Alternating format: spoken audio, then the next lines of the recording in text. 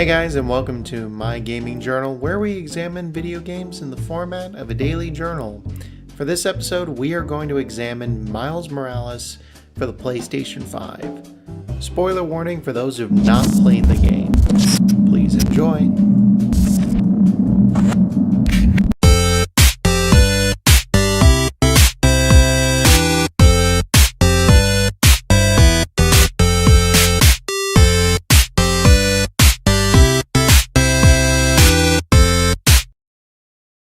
Dear Journal. So the game starts off after 2018 Spider-Man, and Miles is just becoming the new Spider-Man.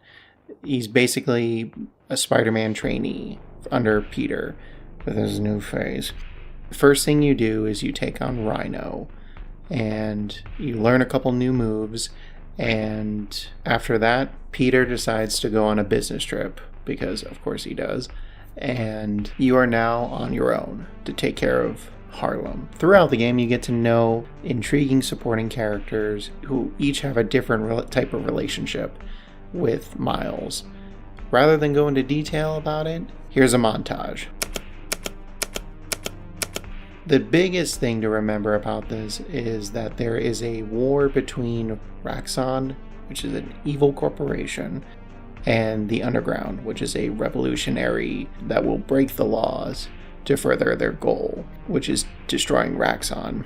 Needless to say, chaos ensues. You also get to meet your Uncle Aaron, who is, spoiler alert if you've not watched Into the Spider-Verse, he is the Prowler. And a break from the story, in terms of the gameplay, if you've played the first game, you kind of have a rough idea of how it's gone. But what I loved about this game in particular versus the first one are just the subtle differences where, for example, Miles' swinging is much more chaotic than Peter's is, because he's just starting out. His music is hip-hop music instead of the classic orchestra music that Peter has, and his suits are amazing. I love the Spider-Verse suit, and I love Spider-Man 2020 suit. My biggest criticism, though, is because the story is pretty fast pace in terms of the beats, because it's only like an 8-hour or so game, and compared to the first game, there's just a lot to pack in a short amount of time. And to me, it just feels more like Witcher DLC rather than a full-fledged game, and it sucks because this deserves to be full-fledged. But anyway, back to the story.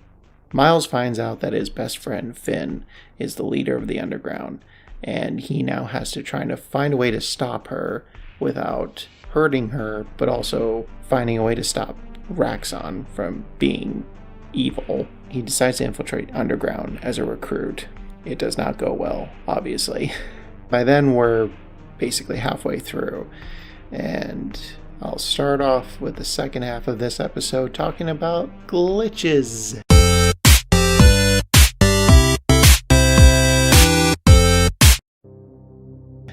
So the game's filled with glitches.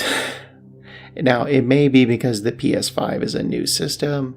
It may be because Insomniac didn't have time to make a patch for it. But the glitches in this game are kind of fun because you get to be a street light just swinging around, or you get to be a brick.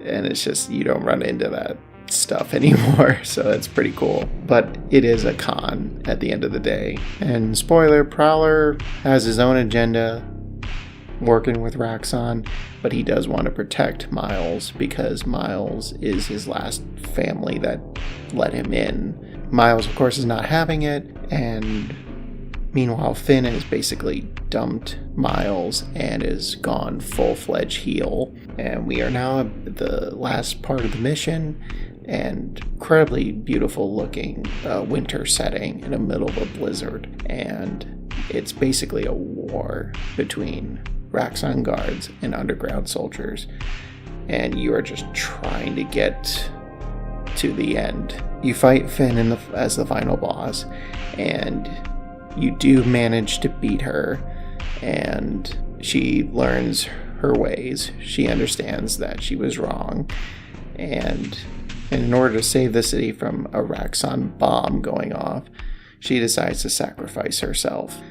And a few months roll by, the Raxxon CEO is in prison, thankfully. Everyone in Harlem loves Miles as Spider-Man, and they all basically know he's Spider-Man, but they don't care. That's their Spider-Man. And then, not quite cut to credits, there's a teaser for the next game, and then we cut to credits. Overall, the game was pretty fun, and it's an intriguing successor to the first Spider-Man game. Definitely deserved more game, but at the end of the day, it was still fun, and I definitely recommend playing this game, even if you do run into the occasional brick swinging glitch. That being said, I'm going to give this game an 85%. Now, tune in next time where we examine my most anticipated game, Cyberpunk 2077.